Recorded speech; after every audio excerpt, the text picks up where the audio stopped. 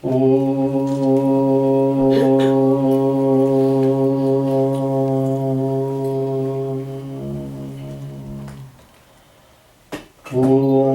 Gurubhyo Namaha. Om Aim Saraswate Namaha. Om Shanti Shanti Shanti. Hari Om Shri Gurubhyo Namaha. Hari Om. Namaskar everyone. Before I begin, I'd like to acknowledge my Gurujis in India, Swami Tejoyananda Ji, Swami Advayananda Ji, and Swami Sharadananda Ji. These three individuals have paved the way for me, have been the role models, have been the examples in my life, and I salute them first and foremost.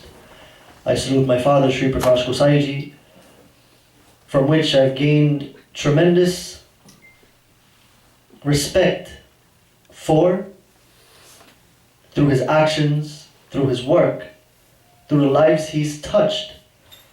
We show our reverence to him as well. Pandit Suresh Ji, Rick Ji, Pandit Ramatan Ji, and all other Pandits in attendance. So happy to see many of you here. Mothers and fathers, brothers and sisters, Swagatam to each and every one of you. Today we're looking at a very interesting subject. We're looking at the fundamentals of family values. And as pointed out earlier, if it's one thing we need in our community, if it's one thing we need in the world, if it's one thing we need at the individual level, it is something called values. What family values are, what the fundamentals of this is, we will see a bit later on. But just understand for now what the word values mean. Values are a set of beliefs, a set of ideas that one harbors in his mind to better himself, to take himself to the next level, and to take the people around him to the next level as well. So when we say family values, first of all we must understand what family means. As a matter of fact, in the Webster's Dictionary, there's a beautiful definition there.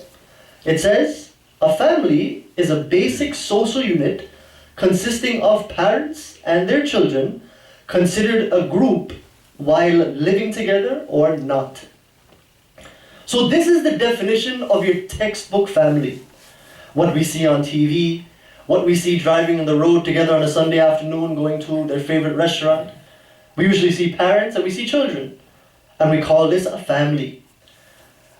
But I'll go further on to say, my dear brothers and sisters, that the family unit doesn't end there. As a matter of fact, that is called a nuclear family. That is where values, that is where ideas, and that is where all of the wonderful traits of togetherness, of love, of loyalty, of compassion, come into one place. But as you see in any cell, the nucleus is the main part of that cell, isn't that true? Without the nucleus, the cell can't function. As a matter of fact, with the nucleus's presence in the cell, we see that the mitochondria work, we see that everything else in the cell is activated through the nucleus. Similarly, in our societies, the family nucleus is what propels the family to engage itself in the community, to engage itself in active work in the community, and to engage itself in sharing values and wonderful, noble deeds to the rest of the people around it. You see? So we have the family unit consisting of mother, father, children. But what is the goal of that family?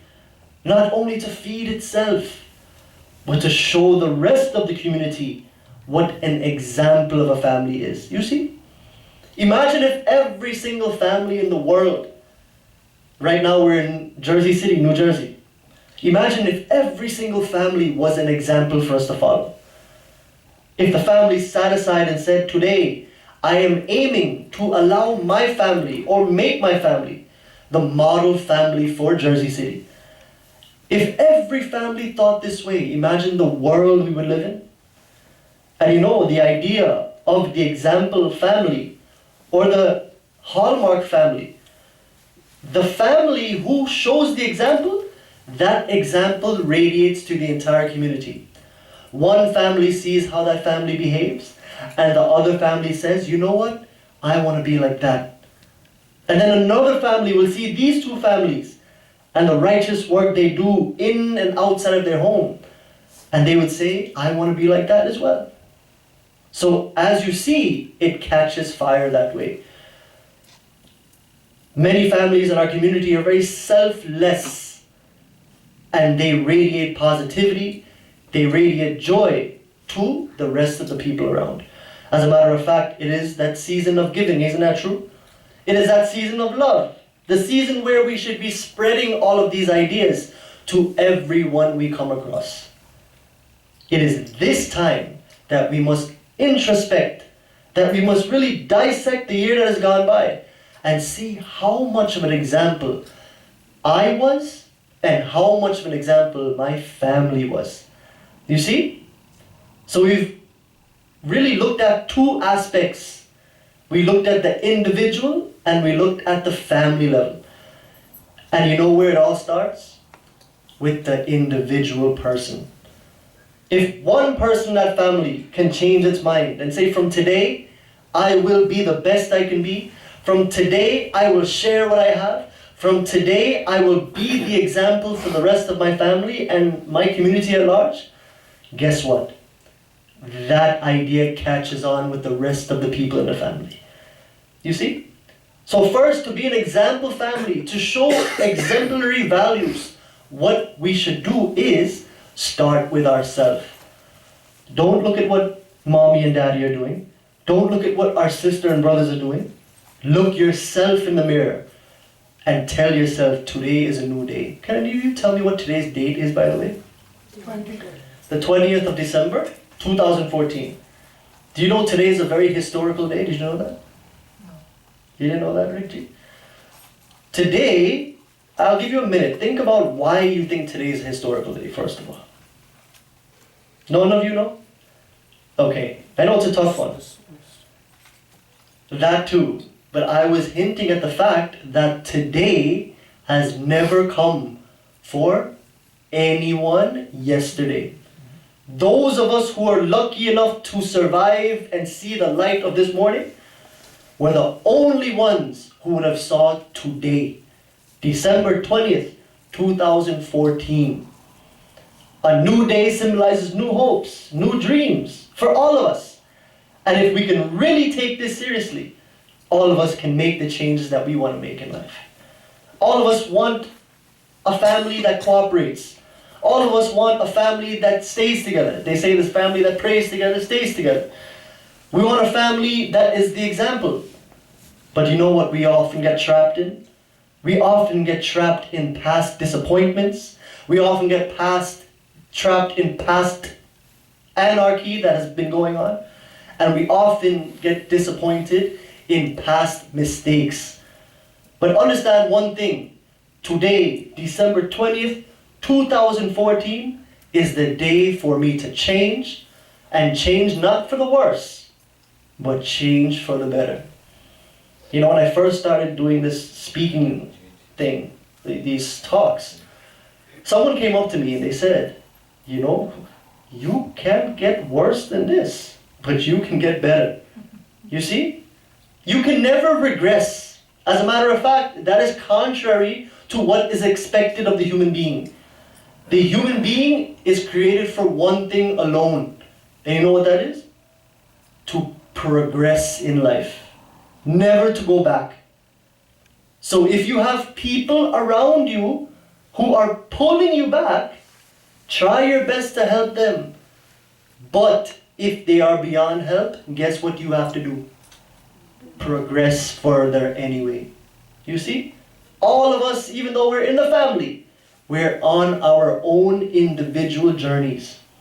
And what you have to understand is, Just because he is that way doesn't mean I have to be that way if it's a negative situation. I must find the positivity in my life. I must find my goals. I should identify my goals, as a matter of fact, and keep every day, being that it's a new day, striving forward to reach and achieve those goals. Okay? You understand that? Okay. In Sanskrit, there's a very, very powerful saying. It comes from the Hitopadesh, and it's from chapter 1, verse 35. And it says, Sangha samhitaha karya sadhika. What this means is that unity alone accomplishes. Unity alone accomplishes things in life. You know what is the worst thing that can happen to a family? When there is no unity. This is the worst disease that can happen to any family. How do we bring about unity in our life? What should we do? How do we escape or find the antidote for a disease called disunity or no unity? There are a couple of ways that I will get into tonight. The fundamentals of family values allow us to see the underlying principles of the values that we have to use in our every single day life. All of us have our own individual values, what we believe to be correct. But now we must look at the general aspect of that. What are the root causes for success in the family? What are the root causes for togetherness? What are the root causes for the unity in the family? Because with unity comes what? Love. With unity comes appreciation. With unity comes communication. With unity comes respect for each member of the family. They often say that family or friends that you don't choose. You're stuck with these people in your life. And you know what the easy route is? To say, I am not able with this, and move on. But you know who the true champion is? The true champion is the one who says, even though the picture is not too pretty, I will try my best to make this a beautiful picture at the end of the day. Because again, you know what is the main thing? Every day is a new day, and we must remember that the human being, its only purpose is to evolve to the highest potential. You see? When we can realize this, that I am made for greater things, even though it doesn't look too pretty today, I will make it beautiful by ways of my mental thoughts, by ways of my words, and the ways of my actions. By these three things, I have it in me to make my family as beautiful as I want it. So what are the ways for unity? What are the ways to collect ourselves and to make ourselves a family that is exemplary, a family that is the example, and a family that the world can appreciate and look up to? Number one, we have to have appreciation. Can you say that word for me? Appreciation. Say it louder. Appreciation. Appreciation means that I look at the positive sides of everybody in my family. And what don't I look at, or what do I try not to focus on? The negatives. Ask yourself this question. You have a son at home or a daughter. When was the last time you saw the positives in that person and didn't dwell on the negatives? I'll give you 10 minutes, a couple of minutes to think. Actually, that's too long. A couple of seconds. 10 seconds. When was the last time you looked at only the positive aspect of the person and never dwelled on the negative aspect of that person? If I ask you individually, and I won't ask you as a group, but I'll ask you individually later. If I ask you this question, it always ends up being that I focused on the negative rather than the positive. This person may be a good artist. This person may be a good painter. This person may be a good singer. This person may be a good person in the community. But what do brothers and sisters and even parents do to the individual? They only point out the negativities. They say, you're never going to amount to much. you were too lazy. You were never going to amount to much in life. You're only getting a C, or you're only getting a B. You're never going to amount to anything because you can't seem to do anything right. These are words that we should not use in the family, whether if you're talking to an elder or someone younger. You know what these words do? They slowly destroy a person's confidence in life. If you want a child to grow, if you want an elder to advance in life, you must focus on the positive things that person has to offer to the family and the community. Sure, that person may be getting B's, but you know what? That person is a kind person in the community. Sure, that person may not be doing the things that you may expect in the home, but that person is a good artist. Everybody has potential. And what we have to understand is when we see the negative instead of the positives, that person will tend to lose confidence. If you want to raise good children, if you want to raise champions in life, you must understand that positive thinking and instilling positivity in that individual child, focusing on his strong points and trying to help him with his negative points, this alone will take him to the next level. When you do that, my dear friends, you are setting that person up for value-based thinking in his own life. Because when you do that to the individual child, then he will start doing that to the people around him. He won't dwell on the negativity of a person, but he will focus on the positive aspects of what that person has to offer.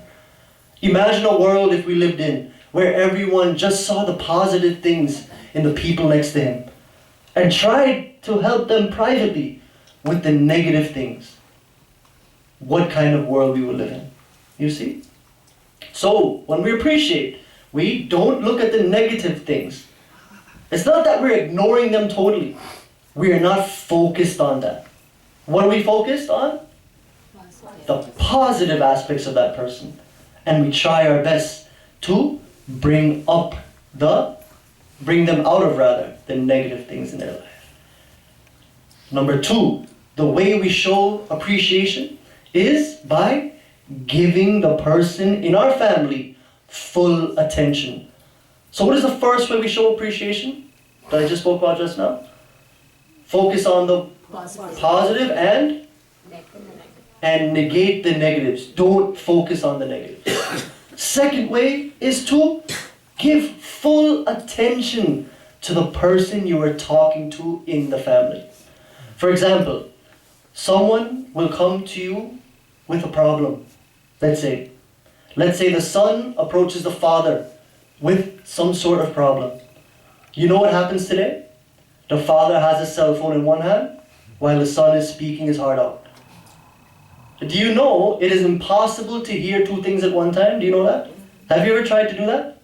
Like you would be here, right? And you're trying your best to... Someone is talking to you here, and you're trying your best to hear that person's conversation over there. But you can't. It's impossible. So you either have to focus there or here. That is how God made this human brain, this apparatus that we have, that allows us to think, that gives us the avenue for thought. It is made that way. We only can focus in one direction. So when a youngster in the family comes up to you with a problem, when he wants just to talk to you in order to develop strength in that relationship, in order to create a positive bond, what should you do? Give that person your undivided attention. When you give that person your attention, guess what happens? That person starts to think that, wow, I am appreciated in this family. You see? But a person who's ignored, or a person who speaks to someone when the person's on the phone or on the computer, guess what? The person just goes back into his room, he shuts the door, and God knows what he will do in there. So if you focus on the positive aspect of a person, If you give the person you're talking to your full attention, guess what happens? Positive bonds are starting to be created. You see that? So we learned 2 ways so far of showing appreciation. How? First way, focus on the positives. Second way, Appreciation. right? Second way is full attention. Correct. When you do such exercises, my dear friends, you know what happens? You show the person that you are trying to change in your family. You show the people around you in the family that you love them. What does that spell? If it's one thing we don't have too much in this world anymore, when you turn on the TV, what do you see? All kinds of hate crimes. You see all kinds of negative things. As a matter of fact, I know some people who don't even watch the news anymore. And some of those people are sitting right here. They don't watch the news, and you can't blame them because everything they see is of another 4-letter word. H-A-T-E. Hate. It is time, my dear brothers and sisters, that we realize the purpose that we were put here on earth for. Not only to reach our ultimate destination, but to love and respect everybody on the way. You know when you say I love you to someone, what you're saying? It is a word nowadays that is thrown around like hotcakes. You have these little high school children who are saying I love you to each other. They don't even know the meaning of that. Love, you know what love means? When you say I love you to someone, it's a very serious thing. You are saying, I promise to be loyal to you. I promise that I will do everything in my power to strengthen this relationship every day, to make you feel like you are a piece of gold in my life, to worship you, for lack of a better word. This is what L symbolizes, loyalty. Whatever happens in my family, whatever direction, whatever people say, I am willing to stand by your side. Ask yourself the question, how many of you can say that for the members of your family? People may talk different things. It is up to you to support them no matter what. You see? In this community, what happens? We hear from outside what people in our own family are doing. And you know what? That itself starts breaking and fizzling up relationships. What we have to do, my dear brothers and sisters, is get to know each other so well in our family that whatever anyone says outside, you can stand back and say, no sir, that is not the truth. This member is part of my family, and I will be loyal to this person until the day I exit this world. This is what family means. But you know what's happening these days, sadly? We're listening to the people outside. We're listening to the people on Facebook more than we are listening to the people in our homes. When that happens, my dear brothers and sisters, people get so sad, they get so depressed, they get so unhappy that they commit suicide. And it is something that is so prevalent in our world, especially in Guyana, where Bhai Sureshji often goes, and he holds all kinds of workshops very selflessly to stem this problem. Even my father, Sri Prakash Gosaiji, spent so many years of his life rather, going to Guyana, even staying there for the last 3 years of his life, trying to find the root cause and stem the problem of suicide. But what is the cause of suicide? Non-attention in the home, people focusing on the negative aspects of that person only, and people only listening to what the outside world has to say and not getting to know my own son and daughter, or my mother and father, or brother and sister. Because you know why? I haven't given them my full attention. These are some of the root causes, my dear friends. And we have it inside of each and every one of us to say, you know what? Today is December 20th, 2014. Today, I will make the change in my life to see the positives in each of my children, in my parents, to give them my full attention, and to show loyalty to them. You see? This is what we have to do. A new year is coming. We can do this. So love, L, means loyalty. Then O means obedience. Now this is geared to the children here. I was lashing at the parents just now, not giving the children to undivided attention. But here's where the children have to listen now. Obedience is something we have to cultivate in our life. Obedience is very, very important, because you know why? Our parents, no matter how bad they are, or how bad you may think they are, they will never let us do something or get involved in something that would harm us or would do us no good. They would never do that. As a matter of fact, you may think that the exercise is bad. You may think that running 3 miles a day is awful for me. You may think that mowing the lawn, what benefit does it give me? But you know what those things do? They teach you discipline. They're good for your body. What I'm trying to say is, whatever parents tell you to do, or an elderly person in your community tells you to do, know that it's for one thing. It is for your own good. And we have many examples in our scripture. In the Ramcharitmanas, Sri Ram was promised a kingdom the night before. The next day his father said no, 14 years in the forest. Either which way, Sri Ram wasn't sad or he wasn't happy. But you know what he did? He obeyed his parents. And you know, when you obey an elder, a certain grace or a certain amount of blessings come onto you. My Dora Poo is sitting right here. And she often tells you, when an elderly person blesses you, that is the highest blessing you can get. So you know what I do? Wherever I go and there's an elderly person there, I wouldn't hesitate to touch that person's feet and say, Grandma or Grandpa, bless me. And you know what is the highest form of blessing? When you can undertake a duty that that person has destined for you, or has told you to do, or marked out for you. And you know, when you follow your parents, when you obey what they say, that is showing them how much you love them. Can you say that word? Love. You see? So first we saw loyalty, and then we saw obedience.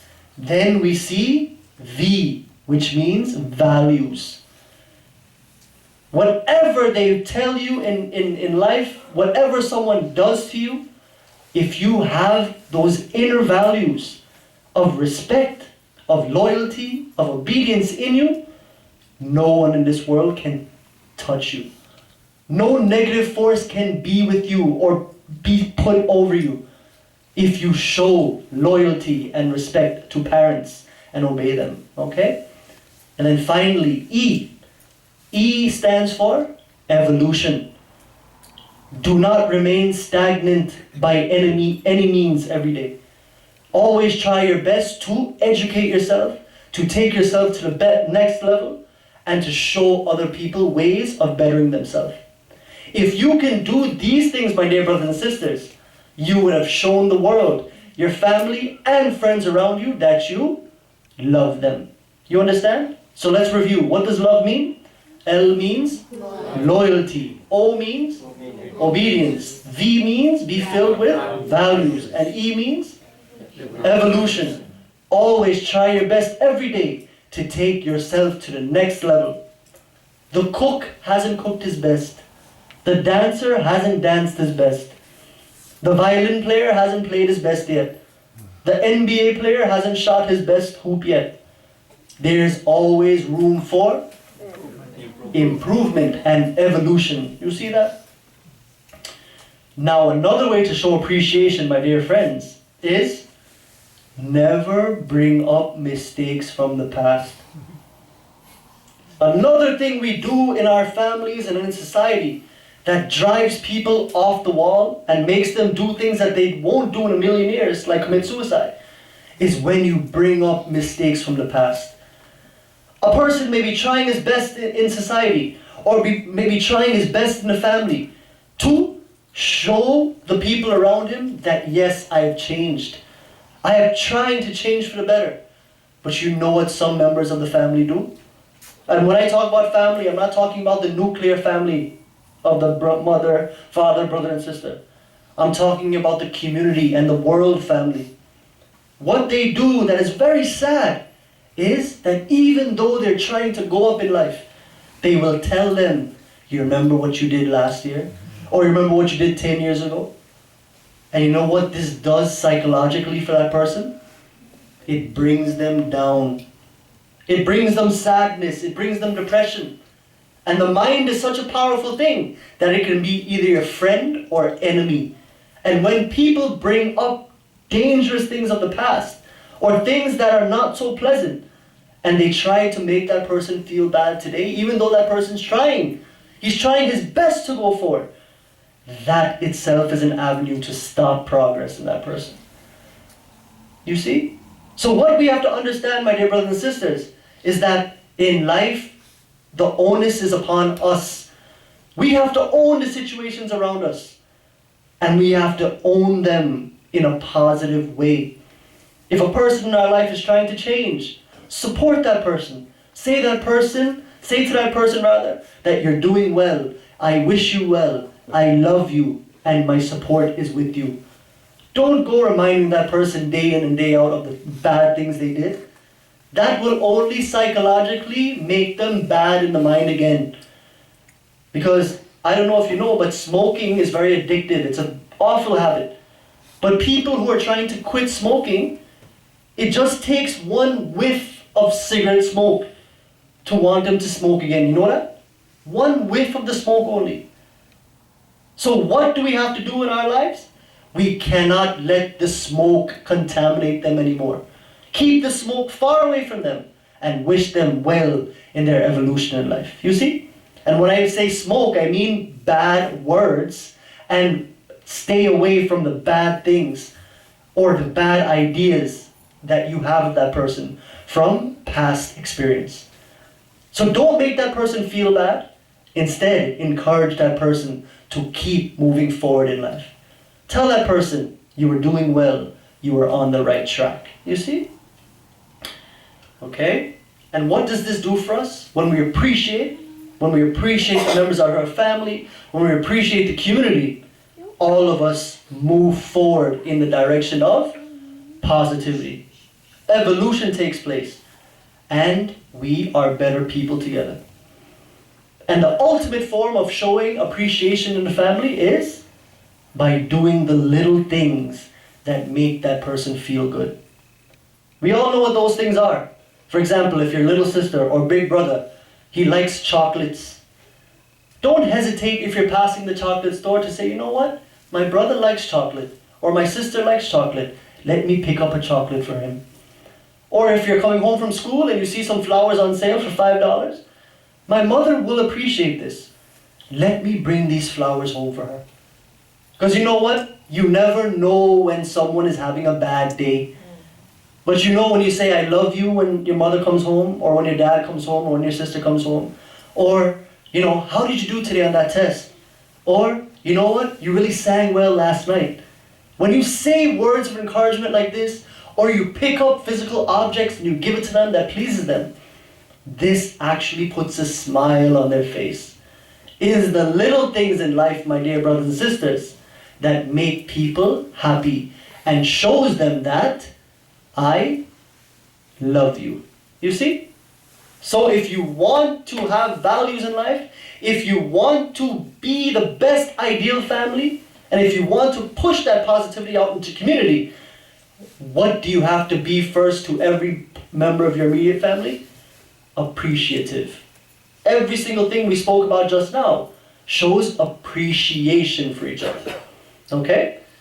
The second thing, right, is communication. Can you say that word for me? Communication. If you want an ideal family, you must be able to communicate clearly with each other. You see?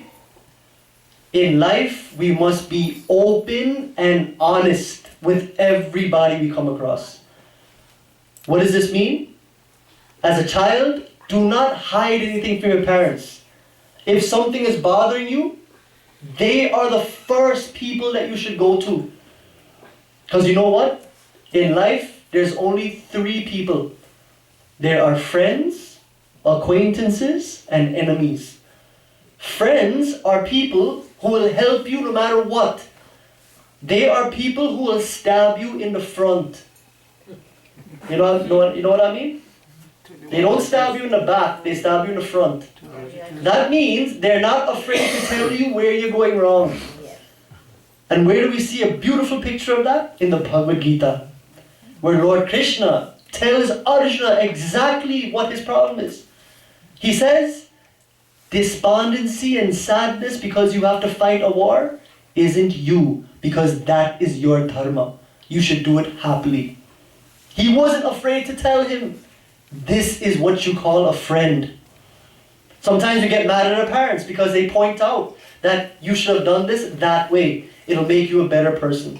We get angry at them and we slam the door. But in life, we shouldn't be that way.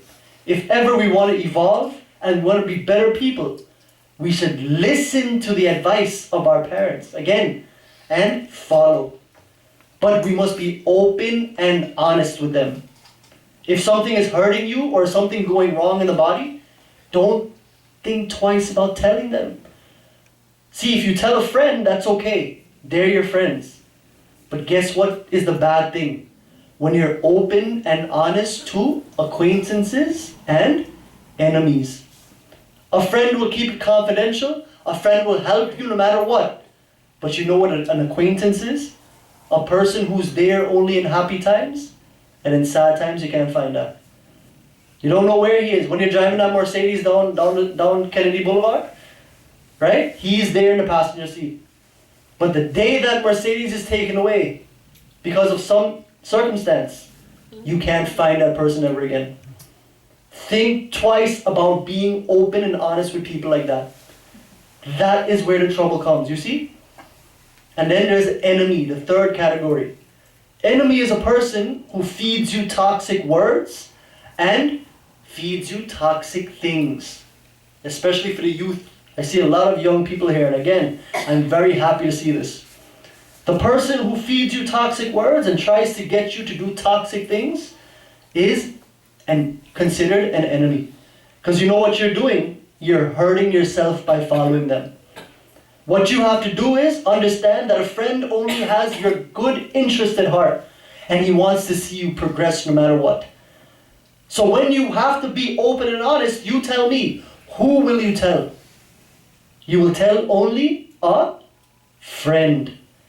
And in your life, right now, especially the youngsters here, and a lot of people here are under 21, and I really appreciate that. The only friend you will have in your life is mom and dad at this age. And let me tell you from past experience that it's true. Because when I was 21, I didn't believe that. I thought X, Y, Z were my friends. Until I was open with them. And you know who knew my secrets? The whole gym class knew the secrets after that. But you know, mom and dad, they will never steer you wrong, and they will never tell anyone what is going on in your life. But they will honestly try their best to help you. You see? What we have to do as parents also, I'm not a parent, but some parents are sitting here.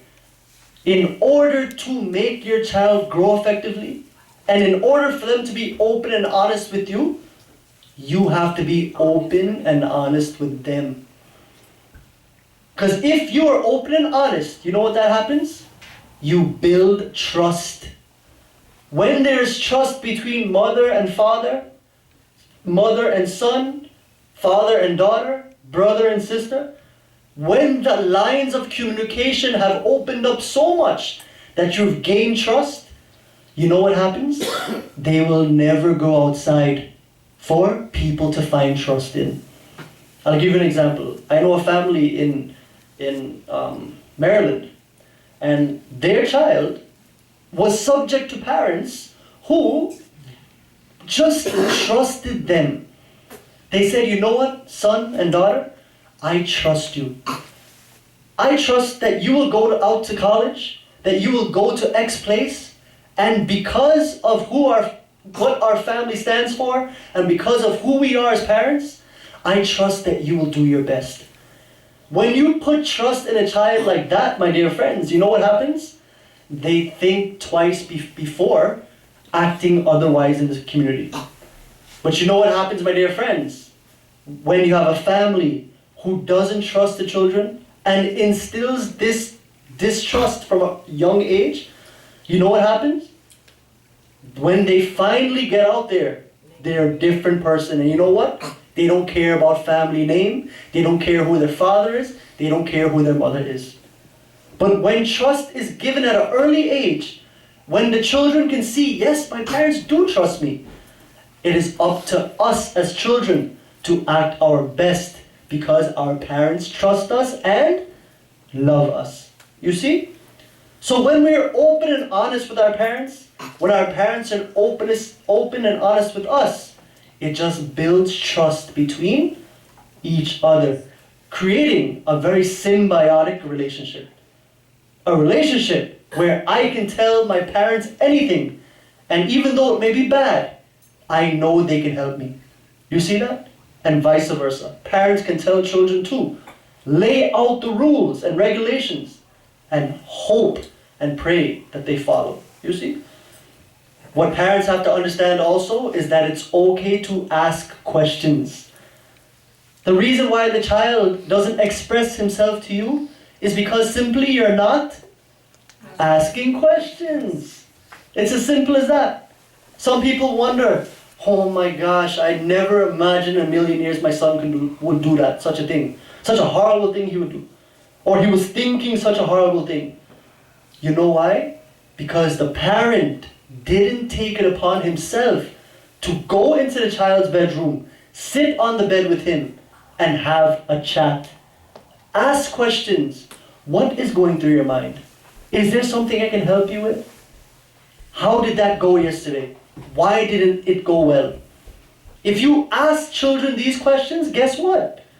That will open up the lines of communication. We're living in an age today where communication is very easy. You have an iPhone, you can talk to the person across the street or text them without even seeing them. Not across the street, in Japan even. I am in New York, I can communicate to a person in Japan that I have never ever met before. That can be very dangerous. We must open up the lines of communication not to people around us in the community, but the people in our families first and foremost. You see? So use the iPhone. It is good. It is good. Technology is a good thing.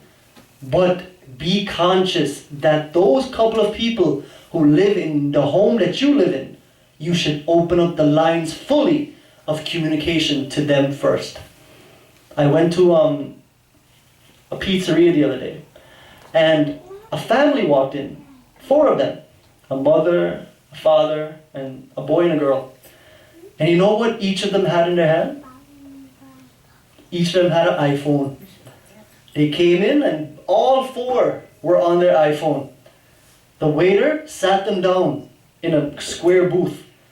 All 4 on the iPhone still. I was thinking to myself, are these people talking to each other on this iPhone? All of them were texting. This just goes to show the mistake that we are making. This is called abuse of technology. When you are with people, when you're with your family, you know what you should do? Put the phone away. That is called civilized behavior. You see? And the elderly people here are saying that. Because I have seen very often where a young man goes to visit his grandmother and all he's doing is chatting. And as I said before, we only can focus on one thing at a time. And if you show someone, if you tell someone you love them, you are focused on communicating with that person fully. So the next time you're at a restaurant, the next time you're with someone, you know what you have to do? The youngsters and the elderly people alike, put your phone away and enjoy the company. So the first fundamental of family values, the first value we learned is what? Appreciation. Second, what is the second thing we learned? Communication. And you know what's interesting? We tend to attack each other in the family, but we don't attack the problems. You see? When someone in the family has a problem, guess what? We're ready to attack that person and kill them. But we are not attacking the problem that is affecting that person. You see? A family that is strong, guess what? He doesn't think twice to get outside help if need be. A family that is very egotistical, you know what happens? When a child has a problem, they are willing to do everything in their power to make sure that child doesn't escape the precincts of that home. But a family that truly loves, and a family that is a true example in the community, he wouldn't think twice, as a matter of fact, to get outside help for the child. Some things in this world, children are going through, mentally and physically. If we can't help a child at home, don't think twice about going to someone credible to help that child or person in your family. You see? So we must try our best to help in that way. And the only way is through communication. You see? So first it's appreciation and communication. Very good. Next, we have to spend quality time with each other. This is the third way. This is the third value that you can instill in your life to keep the family unit together. What does this mean? Spending quality time means simply spending time as a family. Not when Sunday comes, this one goes that way, that one goes this way, this one goes that way, and this one goes that way. As a family, what you should do is set aside one time a week at least to meet everyone in the family. To meet everyone in the family together. To bring them together. Whether it be at your favorite restaurant, whether it be anywhere. Bring them together. You know what helps the most? When you have family meetings. Once a week, come together and say to each other, tell me how the week went. What was the downfall of this week? What was the high of this week? And bring those points together. When you do that, it is called spending quality time. But in our Indian homes, you know what happens? This one goes in front and he watches TV while he's eating dinner. That one goes there, eats dinner in his room. We should try our best to eat dinner together. Try your best to do things like that together. Come to the temple together. Go to the pujas together. Go to the party together. Go to the park together. Go to the picnic together. Do things as a family. When other families see that, you know what happens? They say, I want to be like that too. And then they start working hard to achieve that. You see? Have meals together, have picnics, and do all activities together. Sports. Try your best to be together as a family. And you know what's the final thing I want to tell you tonight? Keep spirituality, keep belief in a higher power as one of the fundamentals in your life. When together as a family, you can take your mind away from yourself to a power that is responsible for you being here. When all of you can understand that I must work to something that is higher than myself, that I should pray to something that is higher than myself. What that does is it gives you something called Vyavasayatmaka Buddhi. In chapter 2 of the Bhagavad Gita, we see this. Vyavasayatmaka Buddhi means to have a single pointed goal in life. That goal can be anything. But when a family works together for that goal, especially in spirituality, when we aim to take ourselves away from the selfish